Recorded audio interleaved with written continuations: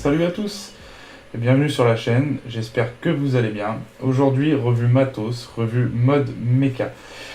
Je vais vous parler du Sub-Zero X Competition Mode de Sub Home Innovation. Alors, dernièrement, je vous ai fait la revue du RDA de cette même série, donc c'était le Sub-Zero X Competition Series RDA qui m'avait été envoyé par Unicorn Vape afin d'en faire la revue.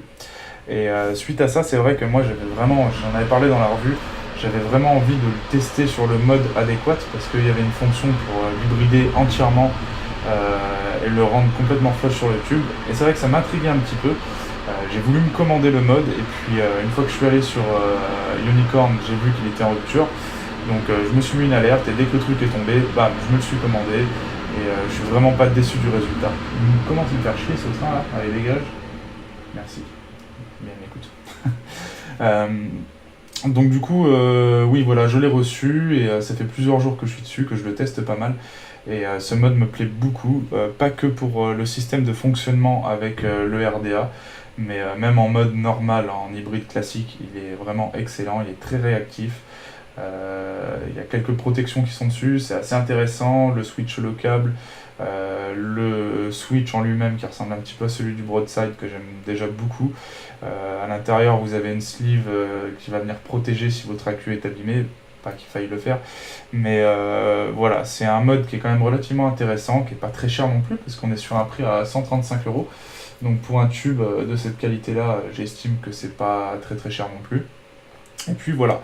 Et tant qu'on est chez Unicorn Vape, on va également parler du Unicorn Blood, donc la dernière collaboration de Unicorn Vape avec Gin and Juice, qui est un très bon liquide gourmand que j'ai reçu un certain temps, mais j'attendais de faire cette revue pour pouvoir vous en parler. Donc voilà, bah écoutez, tout simplement, comme d'habitude, hein, vous connaissez la chanson, plan large, plan serré, blablabla, tchic tchic tchic, débriefing, plan large, au revoir, merci, voilà, à tout de suite.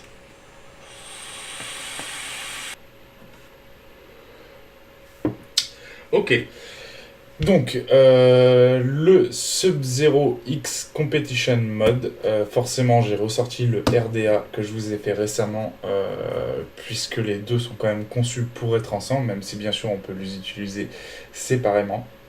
Et puis on va parler du Unicorn Blood, donc vu qu'on part chez Unicorn pour le matériel. Le dernier juice en collaboration de Unicorn Vape avec Gin and Juice, on va en parler après.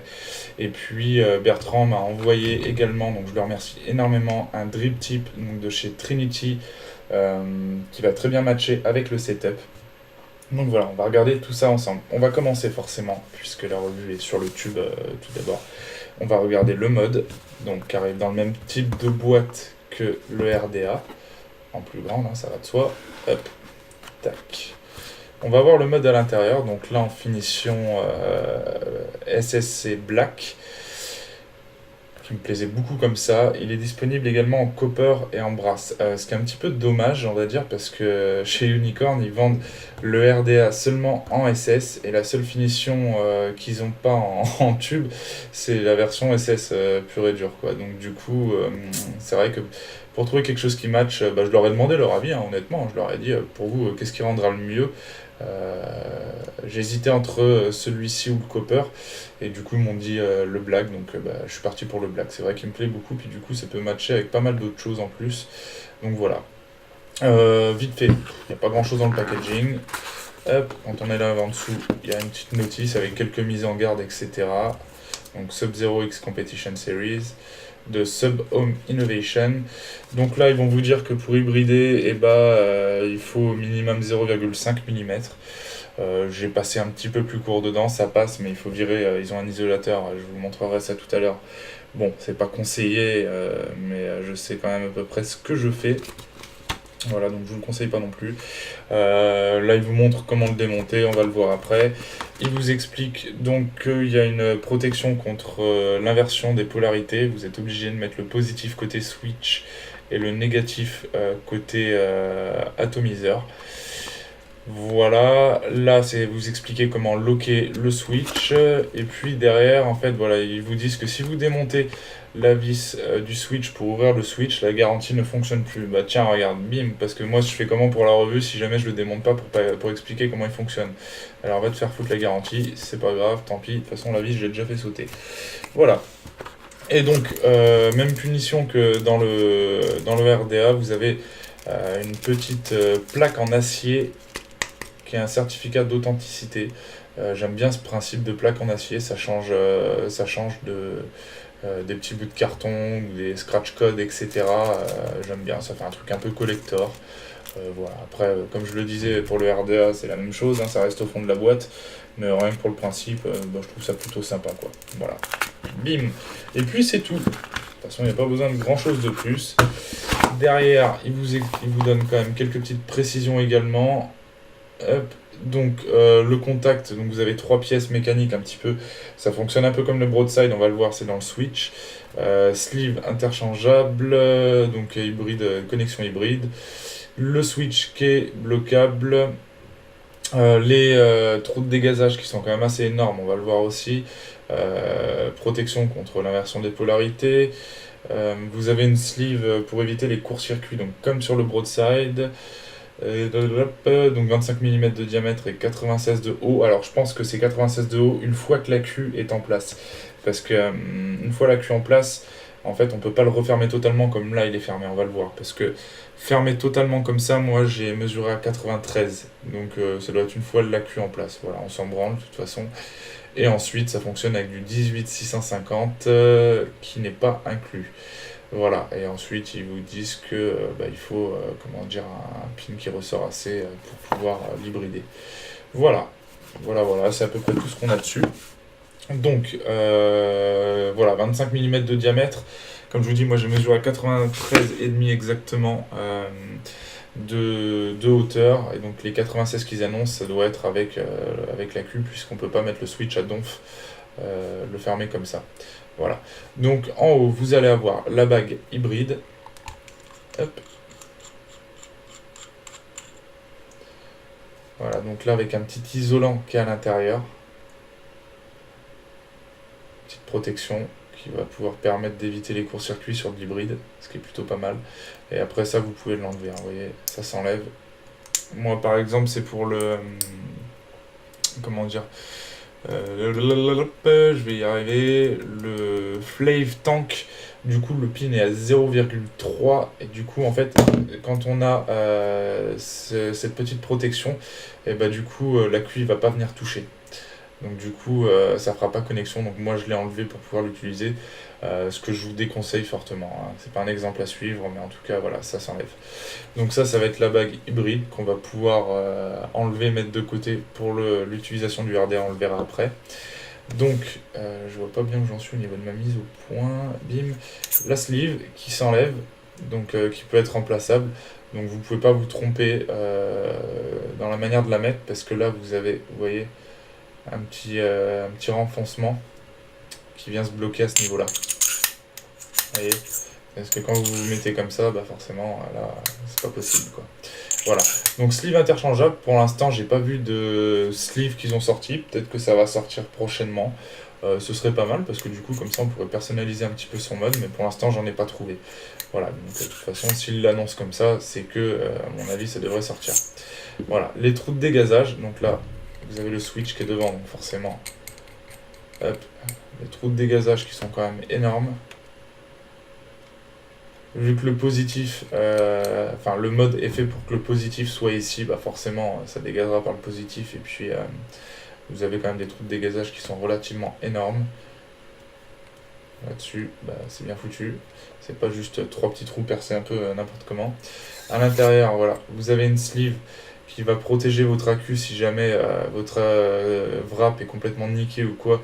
Et bah, ça vous évitera de venir toucher et puis de faire un court-circuit. Voilà, c'est pas pour autant que si vous avez un accu qui est complètement défoncé, bah, il faut le mettre dedans. Refaites le wrap, on sait jamais. C'est là pour protéger, mais c'est pas là pour l'utiliser avec un accu, voilà. Je préfère le dire quand même. Bam, au cas où vous ne l'auriez pas vu, voilà, ça vous permettra d'éviter le court-circuit, mais si jamais vous le voyez, refaites le wrap, ça prend 2 secondes, ça coûte que dalle, donc voilà, un coup de sèche-cheveux terminé. Et ensuite, dernière pièce, on va avoir le switch, donc avec le positif qui va venir se placer à cet endroit-là. Donc là, vous avez des petits picots là qui vont vous permettre de venir bloquer l'accu à cet endroit-là, et puis le switch touché là, et puis ensuite, quand on vient voilà, switcher, ça vient pas monter en fait. Le positif va toucher constamment ici, et ça va être ensuite à l'intérieur quand on va venir switcher que l'action va se faire. On va le démonter, fuck la garantie. Tac. Donc là c'est une vis qui va être de part en part.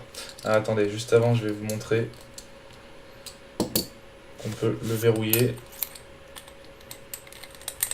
Parce que c'est après l'intérieur vous allez comprendre comment le système de lock fonctionne. Donc là par exemple, voilà. Là vous allez switcher, vous voyez. Tac, ça va venir faire fire. Alors il va suffire de venir tirer la bague vers vous comme ça. Vous partez. Ah ouais, mais là il n'est pas bloqué avec un accu. Alors attendez, je vous fais les choses complètement dans le désordre et décousu. Ça va pas pouvoir fonctionner. Je vais tout remettre en place. Tac, tac, tac. Je vous fais ça n'importe comment là les gars. Bim. On va prendre un accu. Donc le positif vers le bas. Tac. Donc là, on va venir visser. Et vous voyez, là, ça va bloquer. C'est pour ça que je pense que là, on est à 96. J'ai pas mesuré, mais les 96, ils doivent être là, en fait. Donc là, bah, vous êtes en position de fire. Donc, faites comme ça, bah, ça va venir faire fire. Et donc, si vous voulez locker le switch, vous venez tirer la bague, comme ça, vers vous. Et ensuite, dans le sens horaire, vous refermez. Et là, en fait, ça ira pas jusqu'au bout. Donc, du coup, ça fera pas fire. Voilà, donc c'est plutôt pas mal. Même si ça bouge un petit peu, mais dans la poche, au moins, ça fera pas fire. Voilà. Et donc ensuite, bah, vous revenez comme ça, le sens anti-horaire. Et là, vous avez déloqué le switch, ça va aller jusqu'au bout pour pouvoir faire fire. Voilà, tout simplement. Hop. Donc maintenant, bah, on va pouvoir démonter ce switch. J'ai foutu quoi de mon tournevis? Il est juste devant ma tronche, ouais, bah, bravo. Voilà, donc le switch. Hop. Donc là, vous avez cette vis qui va de là à là. Ah, j'ai pas assez desserré. Tac. Vous voyez qu'il va prendre toute la place. Là, il y a un petit joint au bout, je vois pas trop à quoi ça sert. Donc là, on vient l'ouvrir. À l'intérieur, vous avez un ressort. Vous voyez, bam. Donc là, le positif, ça m'a l'air d'être plaqué argent, tout autant que dans le RDA. Ça, je ne l'ai pas démonté parce que j'ai vu qu'en fait, les empreintes... Alors, vous voyez, c'est très peu creusé. Donc j'ai essayé de le démonter, vous voyez, ça a tout de suite scratché dessus. Je dis allez hop, on le laisse en place, on va pas tout niquer non plus, ça sert à rien de le démonter jusque là. Mais voilà, c'est du plaqué argent, de toute façon ça se voit. Hein. Et donc ça va venir à l'intérieur. Bon, c'est pas très propre, mais c'est qu'il y a de la graisse dedans. Donc ça, c'est une partie en cuivre. Hein. Donc là, il y a de la graisse à cuivre à l'intérieur. Voilà, vous voyez que il y a un isolateur autour de la connexion positive. Voilà. Donc à l'intérieur, vous allez avoir le ressort. Tac. Et puis le switch en lui-même, voilà, ça fait un petit peu comme le broadside, vous voyez, c'est 3 parties. Attendez, hop, voilà, je serai plus à l'aise comme ça. 3 parties en fait. Et donc quand vous allez venir switcher, et ben avec le ressort, bah, ça va vous faire une petite résistance avant d'arriver de toucher ce truc là. Et puis bah, forcément bah, vous n'êtes pas obligé d'être droit, puisque du coup ça va être comme sur le broadside, ça va toucher à n'importe quel endroit, il n'y aura aucun problème, puisque du coup bah, en fait vous avez 3 parties. 3 parties qui toucheront peu importe l'endroit où vous switchez, c'est vraiment bien, c'est un système que j'aime beaucoup moi. Voilà, donc après ces pièces là, bah, je peux vous en enlever une, hein, ça va pas avancer à grand chose. Juste pas envie de tout faire tomber. Voilà, à l'intérieur, rien de plus. Yep. Voilà, tout simplement. Tout simplement. Donc peu importe voilà l'endroit où vous allez faire fire, sur le côté, bien au milieu, machin, ça viendra toucher n'importe quel bord, ça c'est bien fait, voilà, comme sur le broadside, pour ça c'est parfait. Et puis voilà. Et donc ensuite, le locking du switch, bah, comme vous pouvez le voir, hein, quand vous êtes la vis à cet endroit-là, bah forcément, en switchant, bah, ça va venir monter jusqu'en haut, tandis que là vous n'allez pas pouvoir aller à la même hauteur. Donc du coup, bah, ça va bloquer avant, quoi. Donc, voilà un petit peu le système de fonctionnement du blocage du switch. Voilà. Donc un switch plutôt bien fait, ça c'est en argent également, qui est très réactif et qui fonctionne très bien. Donc voilà. Donc je vais essayer de me remettre bien en face au niveau de la vis. Tac. Voilà.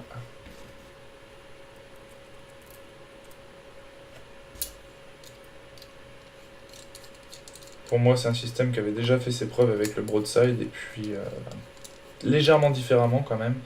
Et puis là, je le retrouve là, donc ça me fait vraiment plaisir parce que c'est le genre de switch que j'aime beaucoup, qui est très réactif et qui fonctionne vraiment très très bien. Voilà, là, je l'ai mal remis. Ça accroche un petit peu. Voilà. Tac, tac, tac. Et là, verrouillé, voilà, donc c'est ça. C'est bon. Parfait. Donc, comme je le disais, le positif, il va se trouver vers le bas et le négatif vers le haut. Donc, en fait, ce qui va transformer, je vais vous l'expliquer un petit peu après, le plot positif de votre RDA en négatif. C'est un petit peu... ça me fait un petit peu bizarre, en fait. J'en ai parlé avec quelqu'un qui s'y connaît très très bien en mode, en mécanique, etc., qui m'a expliqué déjà nombre fonctionnements de certains modes.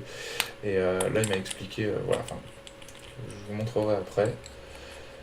Donc là, si vous voulez le passer en hybride, bon bah là je le sers pas à fond forcément, hein. Vous venez mettre votre RDA ici en hybride. Lequel je vais prendre, lequel j'ai sous la main, qui est déjà monté, bah tiens, hop.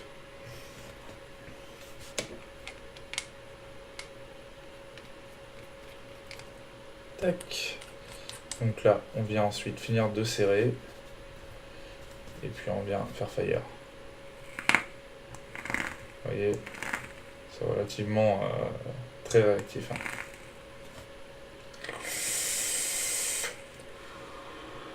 Ça envoie bien la patate. Voilà, donc ça va être une utilisation classique en hybride avec n'importe quel atomiseur, dripper, etc. Donc bon bah là c'est du 25, mais là c'est un dripper en 24. Et ensuite, alors là, hop, je vais enlever ça. Vous allez avoir une utilisation un petit peu spéciale avec le Sub-Zero X Competition Series RDA, que je vous avais déjà fait en revue, que Unicorn m'avait envoyé pour revue justement, que j'avais déjà énormément apprécié. Donc là, on va sortir la petite clé. Tac, tac. Voilà, donc le dripper. Donc là, bah, vous allez être avec une connexion 510 normale.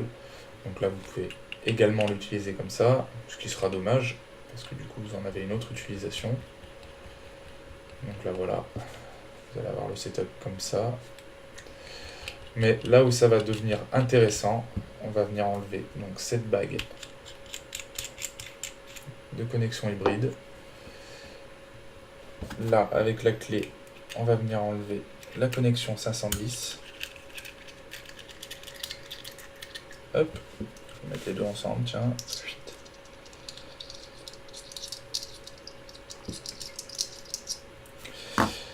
Et donc là, on va se retrouver avec ça.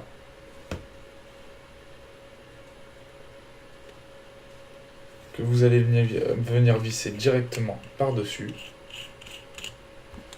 pour être complètement flush avec le tube. Voilà. Donc là, j'ai un montage dessus, mais j'ai pas encore mis de coton. Hop. Mais on va pouvoir le voir de toute façon. Donc là, vous voyez, on est parfaitement flush. Là, on va faire fire.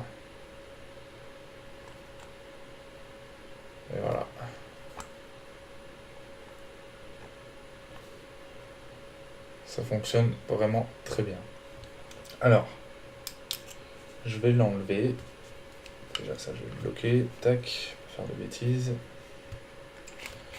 Alors on pourrait se dire, bah ouais, mais là c'est en contact direct avec le tube. Ça c'est en contact direct également. Comment ça se fait que ça fait pas de court-circuit? Alors, je vais essayer de vous expliquer ça. Ça va pas forcément être simple à expliquer. Hop. Donc, comme je vous l'avais montré sur la revue,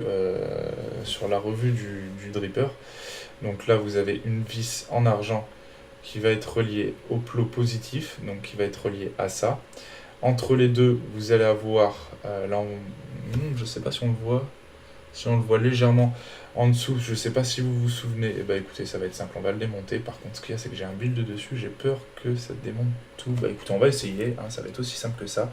En dessous, vous allez avoir une petite plaque isolante. Ça va être un peu comme un millefeuille en fait. Donc là, voilà, cette vis-là, donc qui est en argent, va être reliée directement à ce plot-là.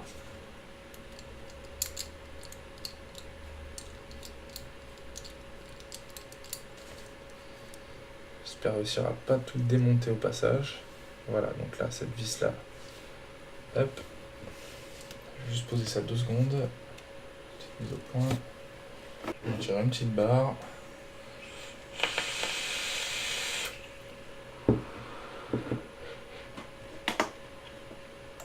Hop. Donc, là, est-ce que si je fais ça, je vais réussir à la faire sauter? Non, ça part pas.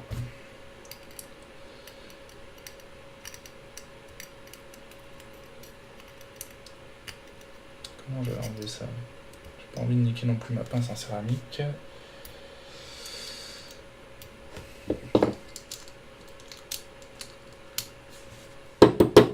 Voilà. Tac. Donc, vous avez cette première plaque, on est d'accord, avec la vis en argent, qui, elle, va être reliée à ce poste-là. Si je vous montre pas, ça va pas le faire. Mise au point, hop, voilà. Donc on a cette plaque-là, qui, elle, va être reliée par la vis en argent, directement à ce poste-là. On est d'accord. Et ensuite, vous allez avoir donc cette autre pièce là en dessous, avec cette vis là qui elle est reliée à l'autre poste, et donc qui est reliée également au deck. Ok. Et entre les deux, vous avez cette pièce isolante. Putain, la vis a pris un coup de chaud là, je vois. Vous avez cette pièce isolante qui va éviter en fait que les deux se touchent et que la connexion des deux se touche en fait. Donc la vis, elle est sur le premier socle, mais elle ne touche pas le deuxième grâce au disque isolant. Et ensuite, il y a un des deux plots, donc le deuxième, qui descend sur le premier disque qui est là, et il est tenu par la vis. En fait, ça fait comme un millefeuille. Le deuxième plot, donc là, il part du deuxième disque, celui du plus haut, et c'est... Qu'est-ce qui est tombé? La vis, ok, d'accord. Donc, je recommence. Le deuxième plot, il part du deuxième disque, celui qui est le plus haut, là, qui est tenu par cette vis-là, c'est la partie intégrante du deck qui est liée au tube. Et donc, qui va reprendre le positif. Voilà, là c'est inversé en fait. Donc, le pin, je reprends ça. Tac.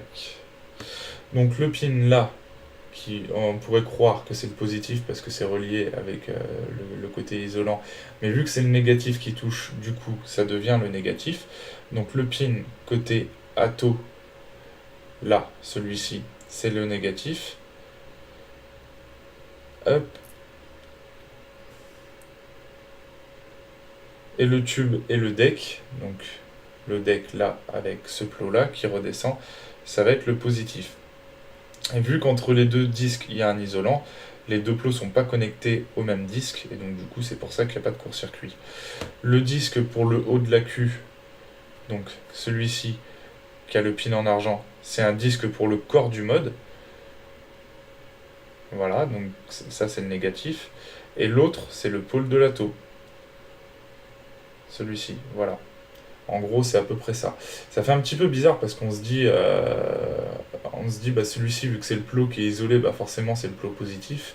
Mais vu qu'en fait, il nous oblige à mettre l'AQ négatif de ce côté-là, ça devient le négatif. Voilà. En gros, c'est à peu près ça. Je sais pas si j'ai été assez clair sur le truc, mais je pense pouvoir avoir imagé à peu près le truc. Si par contre on avait inversé le truc et qu'on mettrait le positif vers le haut, là ce serait l'inverse. Cette vis-là amènerait là, ce serait le positif, et donc ensuite on passerait sur le négatif. Le deck serait le négatif avec ce disque-là. Quoi qu'il arrive, de toute façon, entre les deux, on a cette pièce isolante qui fait que ça se touche pas. Et c'est ça qui fait qu'il n'y a pas de court-circuit en fin de compte, quoi. Voilà. C'est le disque isolant en fait entre les deux plots qui font que chacun n'est pas connecté au même disque et que ça ne se touche pas. Voilà, c'est plutôt bien pensé en fin de compte. Hop, on va remettre ça en place. Est-ce que je peux le mettre comme ça directement ? Pas avoir à galérer à le remettre. Voilà. Et donc, pour terminer, le négatif de l'AQ va venir toucher cette pièce-là. Ça va être posé contre cette pièce-là. Et vu que la vis touche cette pièce-là, et ben voilà. C'est aussi simple que ça. Du coup, ça passe par les deux. Donc là, on est bien sur le négatif qui touche cette vis-là qui reste sur le négatif, qui envoie sans toucher le disque à l'intérieur, je recommence, hein, qui envoie là, ensuite bah, donc du coup on repasse par là, on passe sur le positif, qui redescend donc sur le deuxième disque qui est le deck, donc qui fait partie intégrante de l'ATO, et ensuite qui fait partie de ce truc-là, et le tube. Donc le deck et le tube sont le positif. Voilà pourquoi donc du coup il n'y a pas de court-circuit, parce que ce qui touche là c'est le négatif, tout le reste c'est le positif, avec le corps du mode. Voilà, donc du coup bah voilà, comme je disais, il suffit de venir se visser comme ça, mais là du coup je vais me faire un petit montage, enfin le montage est fait, hein, mais je vais cotonner ça pour pouvoir mettre le Unicorn Blood, et puis on va se le tester avec. Hop. Donc du coup, je vais me mettre sur la base. Donc je vais repasser la connexion 510 sur le dripper. Hop. Tac. Voilà.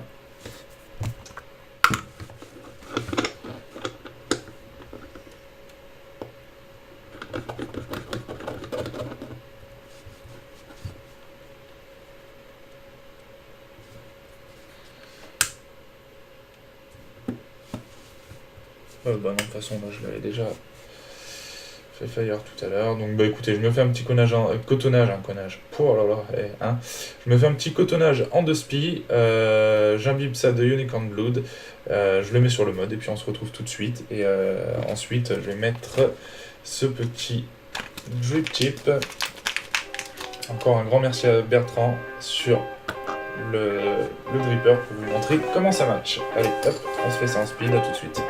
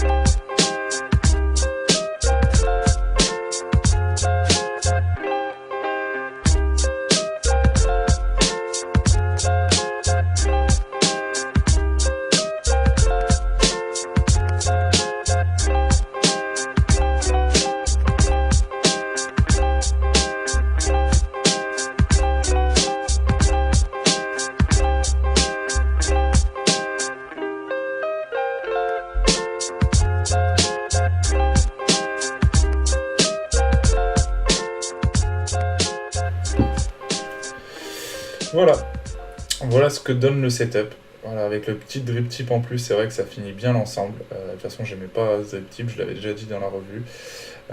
Ça donne un setup vraiment sympa, super réactif. Vraiment top, top, top, top, top, top. J'aime beaucoup. Le Unicorn Blood, donc comme je le disais, c'est le dernier juice Unicorn Vape en collaboration avec l'ami Jazz de Gin and Juice. Et alors là, on est sur un savoureux beignet fourré à la confiture de framboise sublimé par un délicat glaçage aux deux vanilles pour former, je vais arriver à parler aujourd'hui moi, une gourmandise exquise à déguster tout en douceur. Voilà. Et on se situe à 35,90 pour les 100 ml, sans nicotine. Et il vous rajoute des boosters, donc pour être à 3 mg ou 1 mg et demi. Donc soit 2 boosters de 10 ml en 10 mg pour être à 1,5, soit 2 boosters de 10 ml en 20 mg pour être à 3 mg, ce qui vous fait un total de 120 ml si vous voulez être nicotiné. Voilà, donc 35,90 les 120 ml. C'est largement honnête et surtout pour la qualité qu'on connaît déjà d'une des collaborations multiples de Unicorn sur ces liquides et Gin and Juice dont on ne parlera plus de la réputation sur ces liquides gourmands. Voilà, donc écoutez, voilà le setup, hein. On a à peu près tout vu dessus. Je pense que les explications sont un petit peu confuses, mais j'espère que vous avez pu comprendre ce que je voulais vous expliquer quant au fonctionnement du mode pour pas qu'il y ait de court-circuit. C'est vrai qu'au début on pourrait se dire c'est vissé directement dessus, pourquoi ça ne court-circuite pas. Et en fait c'est ce système un petit peu de millefeuille qu'ils ont fait d'étage avec le disque isolant au milieu qui est plutôt bien pensé et qui permet de faire un système plutôt innovant.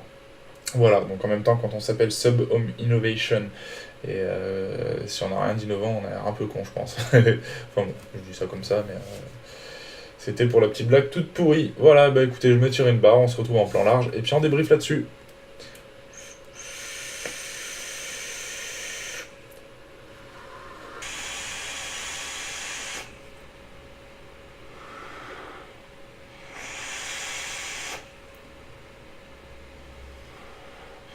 Excellent, une tuerie. Autant le juice que le mode que le système, franchement, je suis conquis.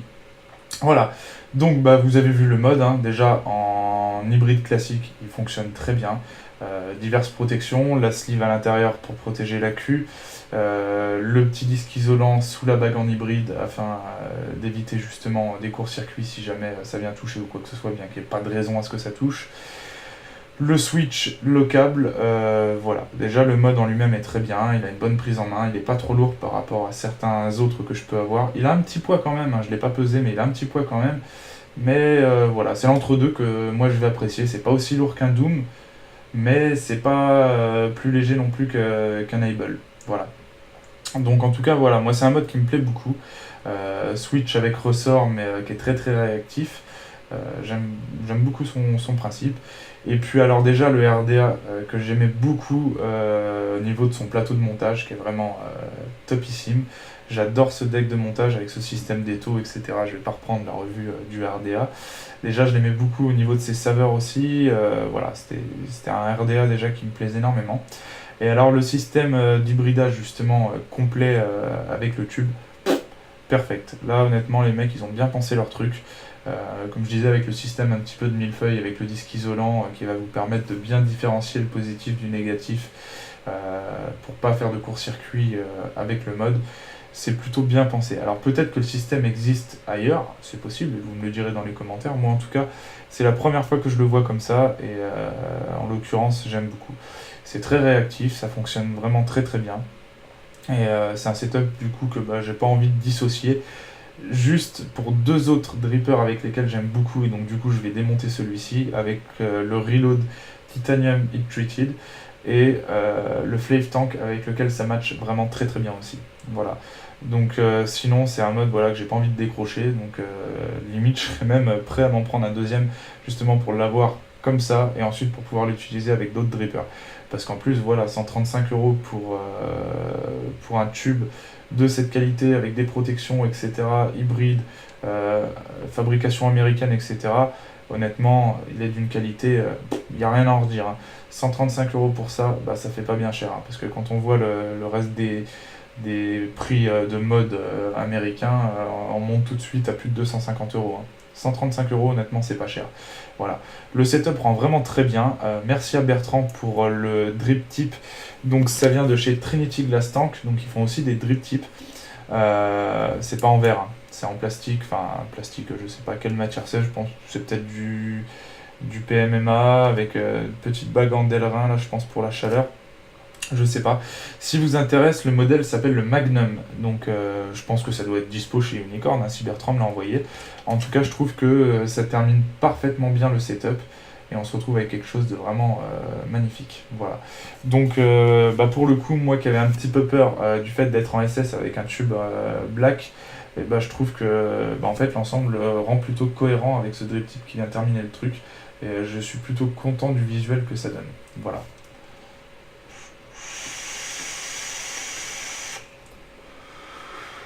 Donc vous l'avez compris, autant le mode que le dripper que l'ensemble, tout me plaît beaucoup dans ce truc-là. Le mode, je me le suis payé, c'est pas Unicorn qui me l'a envoyé, je tiens à le préciser, voilà, il m'avait envoyé le RDA, le mode, je me le suis payé. Ensuite, le Unicorn Blood, pour terminer, je vais remettre un petit coup dedans. Donc comme je disais, on est sur un beignet fourré à la framboise avec un glaçage à la vanille, de vanille.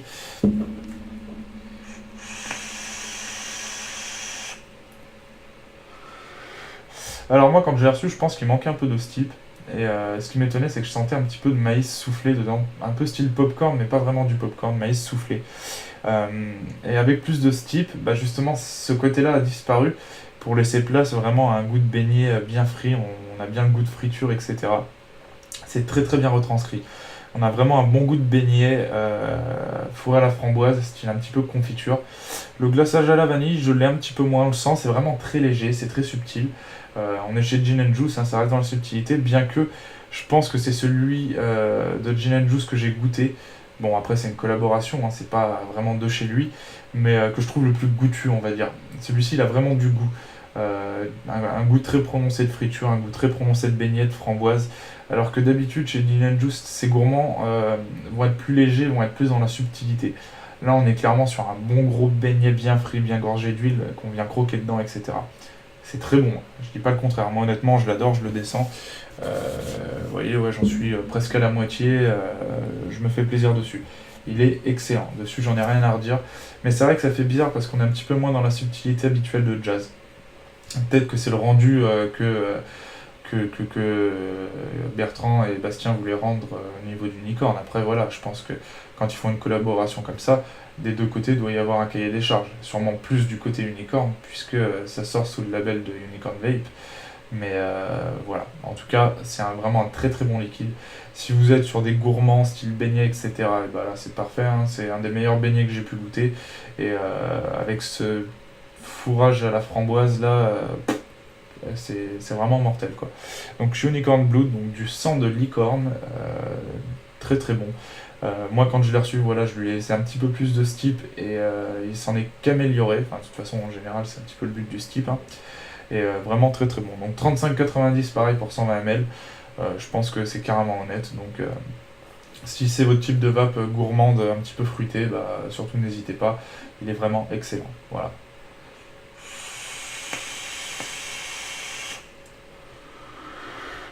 Sur ce, je pense vous avoir tout dit. Donc comme d'habitude, s'il y a des questions, l'espace commentaire est là pour ça. Bien qu'en ce moment, j'ai pas trop de temps de répondre, donc je vais vous répondre, je le répète encore une fois, parce que là je suis en pleine saison, donc j'ai beaucoup de travail. Je vais vous répondre, mais avec du décalage, donc, mais il faut pas hésiter, si vous avez des questions, l'espace commentaire est là pour ça.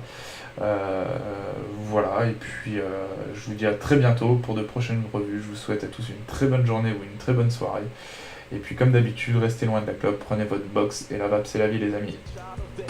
Growing up in the 90s, a small black child of power, you couldn't find me because I shyly would hide away from the faces that used to look me in the face, baby, you make it, and told me to stand strong because you're gonna be God beyond the dark, the sun shine hard, a new day, so I pray I'm gonna make them right. I fight for life and make sure my life's right. I stand strong on my own too, so what you gonna do? I hold you in the web of my speech and mold you until my past is